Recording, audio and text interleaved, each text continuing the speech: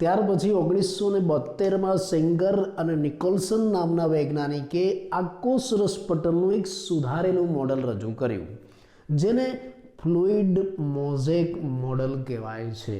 કયા વૈજ્ઞાનિકે? સેંગર અને નિકોલસન. અને ક્યારે? 1972 માં કોષરસ પટલનું જે સુધારેલું મોડલ રજૂ કર્યું એને શું કહેવાય છે? Fluid mosaic model.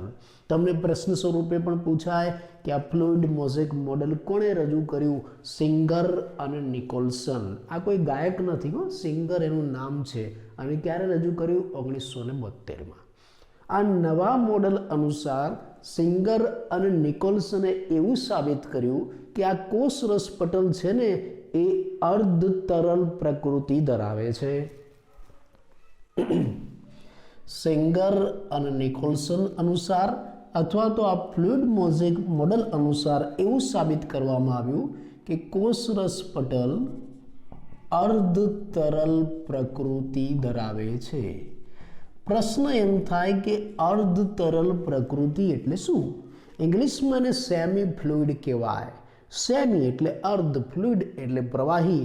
એટલે આ જે કોષરસ પટલ છે ને એ બંને પ્રકૃતિ ધરાવે છે. એ અડધું પ્રવાહીની જેમ વર્તે છે અને અડધું સોલિડ ઘનની જેમ વર્તે છે. અડધું સોલિડ તરીકે જોવા મળે છે ને અડધું ફ્લુઇડ એટલે કે પ્રવાહી તરીકે જોવા મળે છે. કેવી રીતે? એના કાર્યની દ્રષ્ટિએ આપણે આકૃતિ દ્વારા સમજીએ. ચલો, આ એક કોષ છે આપણી પાસે. એમાં આ કોષ કેન્દ્ર છે અને એની ફરતે આ બધો કોષરસ છે.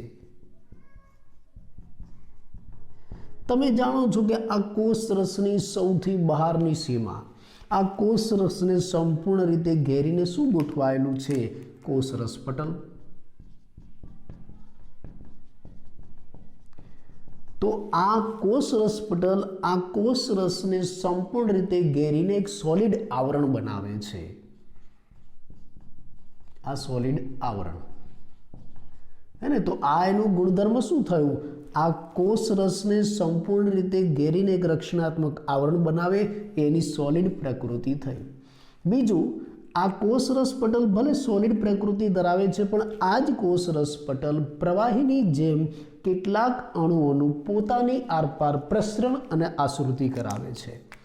આ કોષરસ પટલ છે ને એની આરપાર કેટલાક અણુઓનું વહન થઈ શકે. અમુક અણુઓ બહારથી અંદર જઈ શકે, અમુક અંદર રહેલા અણુ બહાર આવી શકે છે. એટલે પ્રવાહીની જેમ કેટલાક અણુઓનું પ્રસરણ અને આશ્રુતિ કરાવે છે. એટલે આ કોષરસ પટલમાં બે ગુણધર્મો છે. એક તો કોષરસને ઘેરીને સોલિડ આવરણ બનાવે છે. ચલો, પેલું આ કામ કરે છે. બીજું કામ શું કરે છે? પ્રવાહીની જેમ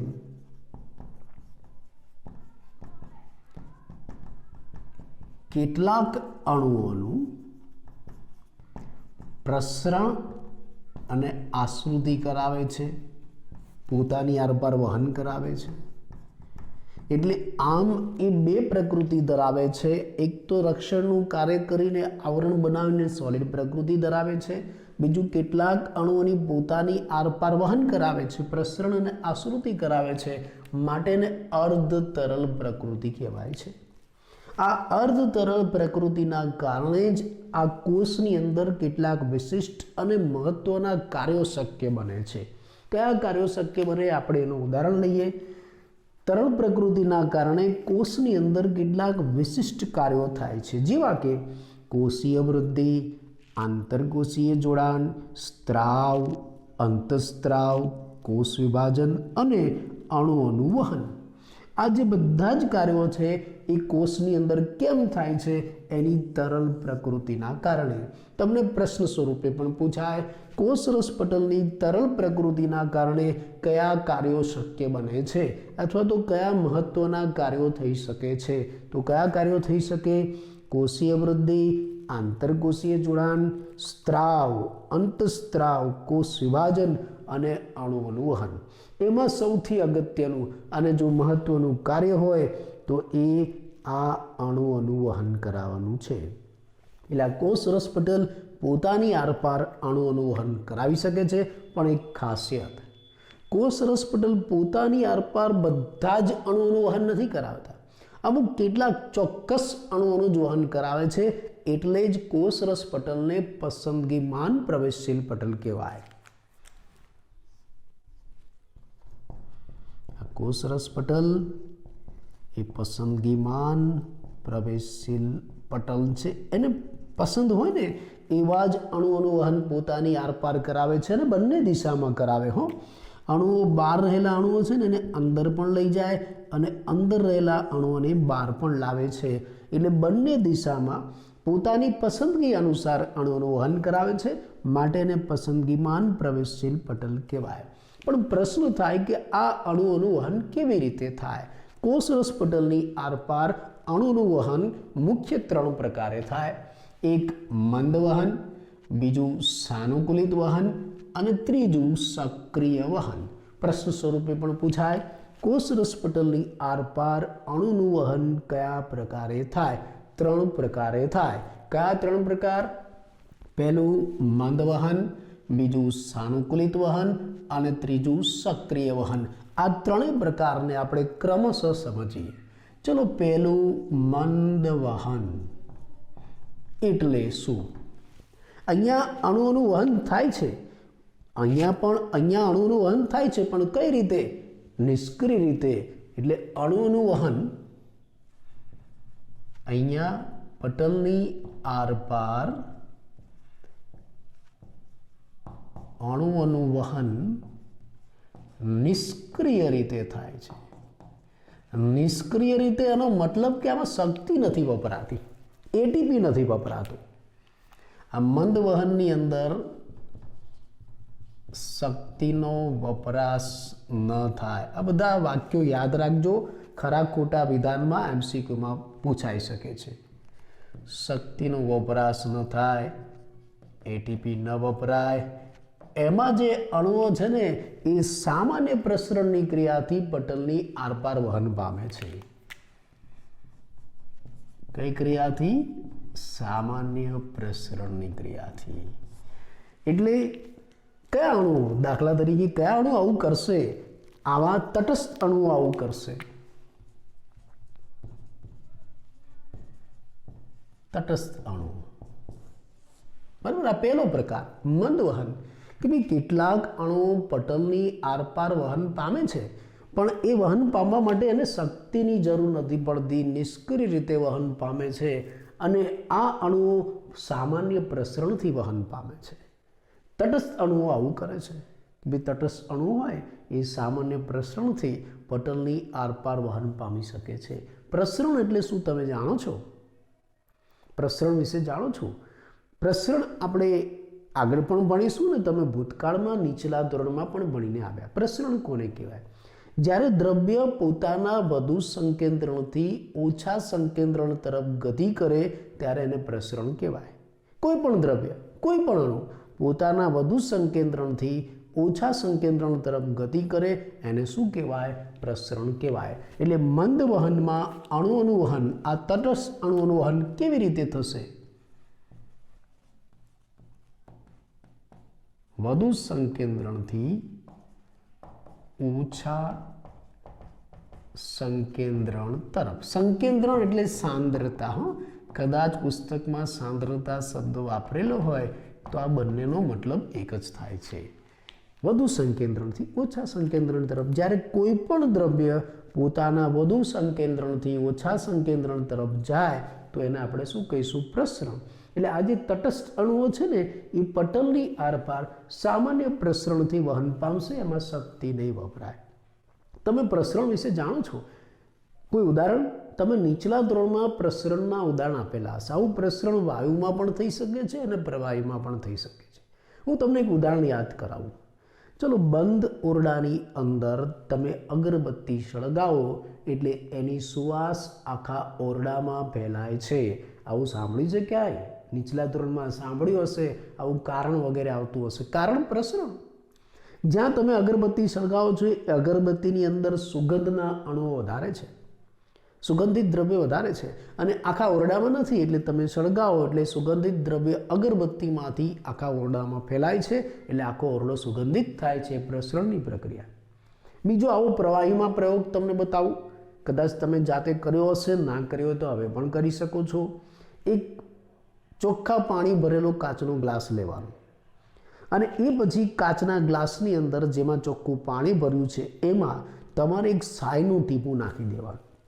સાયનું ટીપું ના હોય તો ગળીનું ટીપું નાખી દેવાનું. પછી તમે જુઓ એ ગળીનું ટીપું જ્યાં પડે છે ને ધીરે ધીરે આખા ગ્લાસમાં ફેલાય છે. એ ગળીના ટીપાની અંદર રંગીન અણુઓ હતા, રંજક દ્રવ્યો હતા, રંગીન દ્રવ્યો હતા. એ રંગના કણો, એ રંગના અણુ આખા ગ્લાસમાં ફેલાય છે, કારણ વધુ સંકેન્દ્રણથી ઓછા સંકેન્દ્રણ તરફ શું હતું? પ્રસરણ.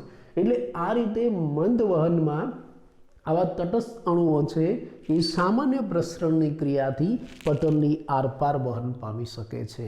એમ તો પાણી પણ પટલની આરપાર પ્રસરણ દ્વારા વહન પામી શકે છે. પાણી પણ આ જ રીતે પ્રસરણ દ્વારા પટલની આરપાર વહન પામે છે. એનો મતલબ કે પાણીનું જે વહન છે પટલની આરપાર એ પણ કેવું થયું? મંદ વહન. અને પાણી આ રીતે પ્રસરણ દ્વારા પટલની આરપાર વહન પામે ને એ ઘટનાને તો એક બીજું નામ આપવામાં આવે છે, આશ્રુતિ. કદાચ તમે સાંભળ્યું હોય તો, અને જો ન ખ્યાલ હોય તો આપણે આ બધું આગળ ભણવાનું જ છે. આ પ્રસરણ અને આશ્રુતિનો આપણે આગળ ડિટેલમાં અભ્યાસ કરવાનો છે. તો આ પહેલું મંદ વહન, કે ભાઈ કેટલાક તટસ્થ અણુઓ આ રીતે મંદ વહન પામીને પટલની આરપાર પસાર થઈ શકે છે. બીજું, આ તો તટસ્થ અણુ આવું કરે છે, પણ કેટલાક ધ્રુવીય અણુઓ કંઈક અલગ રીતે વહન પામે છે.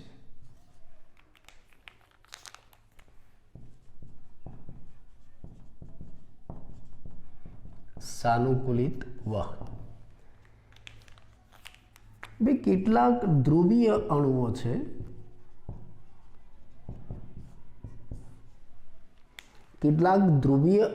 છે એ પટલની આરપાર પસાર થઈ શકતા નથી. કેમ કે આ જે પટલ છે ને એ તો દ્વિસ્તરીય લિપિડનું બનેલું છે ને લિપિડનું સ્તર છે ને અધ્રુવીય છે.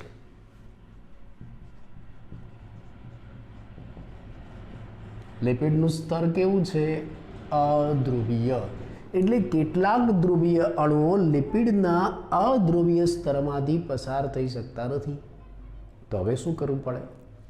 એને લિપિડના સ્તરમાંથી પસાર કરવા માટે એને અનુકૂળતા આપવી પડે.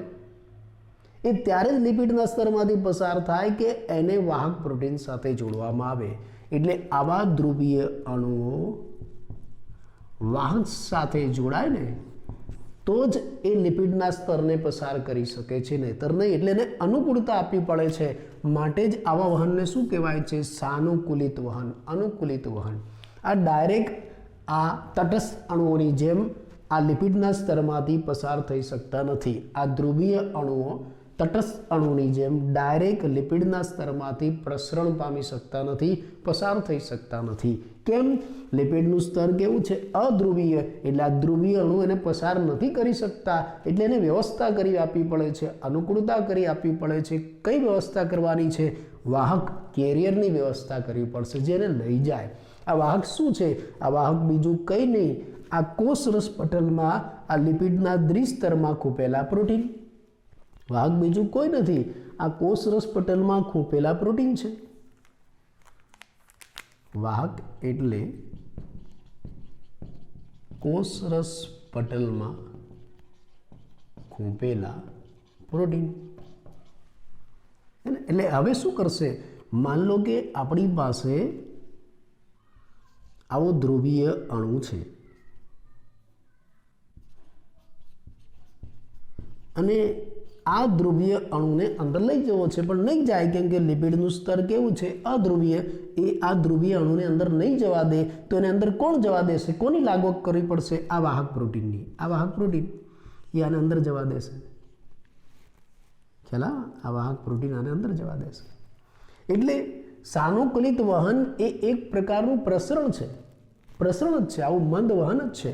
પણ એમાં અણુઓ સીધે સીધા આ દ્વિસ્તરીય લિપિડને પાર કરીને અંદર જઈ શકતા નથી, વચ્ચે એની વ્યવસ્થા કરવી પડે છે અને અનુકૂળતા આપવી પડે છે. કોની? વાહકની અનુકૂળતા. એને કેરિયર આપવો પડે, કેરિયર અંદર લઈ જશે. કોષરસ પટલમાં ખૂપેલા પ્રોટીન એ વાહક તરીકે વર્તે છે. આ પણ એક પ્રકારનું મંદ વહન જ છે. એટલે આમાં પણ શક્તિ નહીં વપરાય, આમાં પણ એટીપી નથી વપરાતું અને આ પણ વધુ સંકેન્દ્રણથી ઓછા સંકેન્દ્રણ તરફ થાય છે.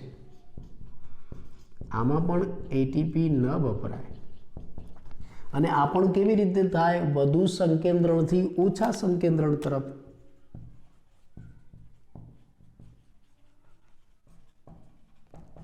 આ જે વધુ સંકેન્દ્રણથી ઓછા સંકેન્દ્રણ તરફ વહન થતું હોય ને એ બધું સંકેન્દ્રણ ઢોળાંશ અનુસાર કહેવાય.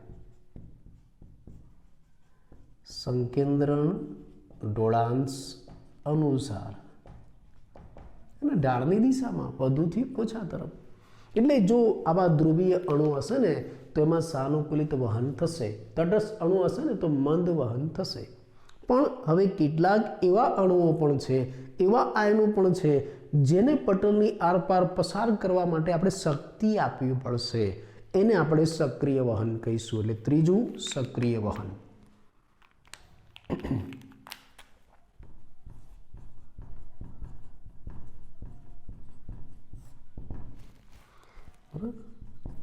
કેટલાક આયનો અને અણુઓ છે એને પટલની આરપાર પસાર કરવા માટે આપણે શું આપવું પડશે? શક્તિ આપવી પડે, એટીપી આપવું પડે. એમાં એટીપી વપરાય તો જ એ પટલની આરપાર જઈ શકે. કેમ કે અહીંયા આ જે આયનો કે અણુનું વહન આપણે કરાવવાનું છે ને એ આના કરતાં ઊંધું કરાવવાનું છે, સંકેન્દ્રણ ઢોળાંશની વિરુદ્ધ દિશામાં.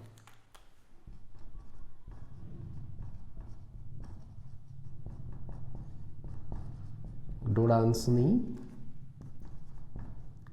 વિરુદ્ધ દિશામાં. સંકેન્દ્રણ ઢોળાંશની વિરુદ્ધ દિશા એટલે શું? આનાથી ઊંધું.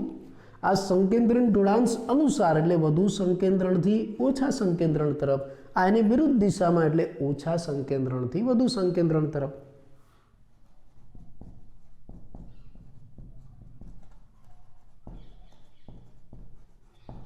વધુ સંકેન્દ્રણ તરફ. આ ઢાળની વિરુદ્ધ દિશામાં થયું. માન લો કે તમારે ઢાળ ઉતારવો છે તો તમારે શક્તિ નહીં આપવી પડે. કોઈ પથ્થરને ઢાળ ઉપરથી ગબડાવો છે તો તમે એમને મૂકી દીધો, ગબડી જશે, ધક્કો નહીં મારવો પડે. પણ એ જ પથ્થરને ઢાળની ઉપર વિરુદ્ધ દિશામાં ચડાવો છે તો ધક્કો મારવો પડશે. બસ બિલકુલ આ એના જેવું જ થયું. આમાં અણુઓનું વહન કેવી રીતના થાય છે? સંકેન્દ્રણ ઢોળાંશ અનુસાર. પોતે જ્યાં વધુ છે ને ત્યાંથી ઓછા તરફ જાય. અહીંયા આપણે ઊંધું કરવાનું છે, ઓછાથી વધુ તરફ લઈ જવાનું છે. એટલે ધક્કો મારવો પડશે, પમ્પિંગ કરવું પડશે, પ્રેશર આપવું પડશે. એટલે જ આવું સક્રિય વહન કરવા માટે પંપની જરૂર પડે છે. સોડિયમ પંપ, કેલ્શિયમ પંપ, આવા પંપની જરૂર પડે. Na+ પંપ, Ca+2 પંપ, આવા પંપની જરૂર પડે. પોટેશિયમ પંપ, આવા પંપની જરૂર પડે. અને આ પંપ ક્યાં છે? આ કોષરસ પટલમાં. આ પંપ પણ એક પ્રોટીન છે. ખ્યાલ આવો? એટલે આમ આ કોષરસ પટલ પોતાની આરપાર અણુનું વહન શક્ય બનાવે છે. એટલે જ એને અર્ધ તરલ પટલ કહેવાય છે. અને આ અર્ધ તરલ પટલ કેમ છે એનું કારણ આ બંને વૈજ્ઞાનિકે આપ્યું. ભાઈ કોષરસ પટલ એ અર્ધ તરલ પ્રકૃતિ કેમ ધરાવે છે એનું કારણ એનું બંધારણ. એણે એમ કહ્યું કે કોષરસ પટલમાં આવું દ્વિસ્તરીય લિપિડ તો છે જ, પણ એ ઉપરાંત આ કોષરસ પટલની સાઈડમાં એની બાજુઓ ઉપર પ્રોટીનનું આવરણ આવેલું છે. એમ કહે છે કે આમ ફરતે આમાં પ્રોટીન છે. આ રીતે એની સાઈડમાં આવું પ્રોટીનનું આવરણ આવેલું છે એવું આ સિંગર અને નિકોલસન કહે છે. આ પ્રોટીનનું આવરણ છે. અને આ જે પ્રોટીનનું આવરણ છે ને, પાર્શ્વીય પ્રોટીન, સાઈડમાં ગોઠવાયેલા પ્રોટીન, એને પાર્શ્વીય પ્રોટીન કહેવાય છે. આ પાર્શ્વીય પ્રોટીન, સાઈડમાં ગોઠવાયેલા પ્રોટીન એ અણુની અંદર અવરજવર શક્ય બનાવે છે. માટે આ પટલ અર્ધ તરલ પ્રકૃતિ ધરાવે છે. તો અહીંયા આપણે કોષરસ પટલનો પરિચય આપ્યો, એનો અભ્યાસ કર્યો. સૌથી પહેલાં કોષરસ પટલ ક્યારે શોધાયું? 1950માં ઇલેક્ટ્રોન માઇક્રોસ્કોપ આવ્યા પછી. એની સાથે સાથે માનવ રક્તકણના કોષરસ પટલનો અભ્યાસ થયા પછી આ કોષરસ પટલ વિશે વિસ્તૃત માહિતી પ્રાપ્ત થઈ. પછી ઘણા સમય પછી એનું રાસાયણિક બંધારણ પણ આપણને મળ્યું. આપણને ખબર પડી કે ભાઈ આ કોષરસ પટલ શેનું બનેલું છે. આ કોષરસ પટલ તો લિપિડના આવા 2 સ્તરનું બનેલું છે અને એની સાથે સાથે અંદર શું રહેલા છે, આવા પ્રોટીન પણ જોડાયેલા છે જે 2 ટાઈપના છે, બહિર્ગત અને અંતર્ગત પ્રોટીન. બહિર્ગત પ્રોટીન એ સપાટી સાથે જોડાયેલા હોય, અંતર્ગત પ્રોટીન આ પટલમાં આ લિપિડના દ્વિસ્તરમાં ડૂબેલા હોય છે, કાં તો થોડા ઘણા કાં તો વધારે. એટલે આવી માહિતી પ્રાપ્ત થઈ, એનો વર્ષો સુધી આપણે ઉપયોગ કર્યો. પણ 1972માં આ જે કોષરસ પટલ છે એના બંધારણનું સુધારેલું મોડલ સિંગર અને નિકોલ્સને રજૂ કર્યું, જેને ફ્લુઇડ મોઝેક મોડલ કહેવાય છે. સિંગર અને નિકોલ્સન એવું માનતા હતા કે આ કોષરસ પટલ જે છે ને એ અર્ધ તરલ પ્રકૃતિ ધરાવે છે, સેમી ફ્લુઇડ, એટલે સોલિડ તરીકે પણ વર્તે છે. કોષરસની ફરતે ઘેરીને એક રક્ષણાત્મક સોલિડ આવરણ પણ બનાવે છે અને સાથે સાથે પ્રવાહીની જેમ એ ઘણા અણુઓનું વહન પણ કરાવે છે, એટલે અર્ધ તરલ પ્રકૃતિ. આ જે તરલ પ્રકૃતિ છે ને કોષમાં, એ એને ખૂબ જ કામમાં લાગે છે. કઈ જગ્યાએ કામમાં લાગે? કોષમાં વૃદ્ધિ કરાવવા માટે, આંતરકોષીય જોડાણ કરવા માટે, આંતરકોષીય એટલે કોષો વચ્ચે સ્ત્રાવ કરાવવા માટે, અંતસ્ત્રાવ કરાવવા માટે, કોષ વિભાજન માટે અને સૌથી અગત્યનું આ તરલ પ્રકૃતિ અણુઓના વહનમાં ખૂબ જ કામ લાગે છે. અણુનું વહન કેવી રીતના થાય? આ કોષરસ પટલ પોતે પસંદગીમાન પ્રવેશશીલ પટલ છે, એટલે એની આરપાર અણુનું વહન થાય, પણ બધા જ નહીં, અમુક ચોક્કસ અમુક પસંદ હોય એવા જ માટે એને શું કહેવાય? પસંદગીમાન પ્રવેશશીલ પટલ. આ કોષરસ પટલ પોતાની આરપાર બંને દિશામાં અણુનું વહન કરાવે છે. બહારથી અંદર પણ લઈ જઈ શકે છે અને અંદરથી બહાર પણ લઈ શકે છે. આવી તરલ પ્રકૃતિ માટે જવાબદાર શું છે? કોષરસ પટલનું બંધારણ. સિંગર અને નિકોલ્સન એમ કહે છે કે કોષરસ પટલની અંદર આવું દ્વિસ્તરીય લિપિડ તો હોય જ છે, પણ એ સિવાય એની સાઈડમાં, એની પાર્શ્વ બાજુ આખું પ્રોટીનનું આવરણ છે અને આ પ્રોટીનનું આવરણ જ અણુઓની ગતિ કરાવે છે. એટલે તરલતા માટે આ પાર્શ્વીય પ્રોટીન જવાબદાર છે. ચલો, અણુઓનું વહન કોષરસ પટલની આરપાર કેવી રીતે થાય? 3 રીતે થાય: મંદ વહન, સાનુકૂલિત વહન અને સક્રિય વહન. મંદ વહન કેવું છે? એમાં અણુઓનું વહન થાય છે, પણ કેવી રીતે? સંકેન્દ્રણ ઢોળાંશ અનુસાર. વધુ સંકેન્દ્રણથી ઓછા સંકેન્દ્રણ તરફ. એમાં શક્તિ વપરાતી નથી, એટીપીનો ઉપયોગ થતો નથી, એટલે એને નિષ્ક્રિય વહન કહેવાય છે. અને આવું મંદ વહન કોની અંદર થાય છે? તટસ્થ અણુઓમાં. કઈ ક્રિયાથી? સામાન્ય પ્રસરણની ક્રિયાથી. એમ તો પાણીનું જે વહન થાય છે એ પણ મંદ વહન છે, એ પણ સામાન્ય પ્રસરણની ક્રિયાથી પટલની આરપાર પસાર થઈ જાય છે અને પાણીના પ્રસરણને આપણે શું કહીશું? આશ્રુતિ.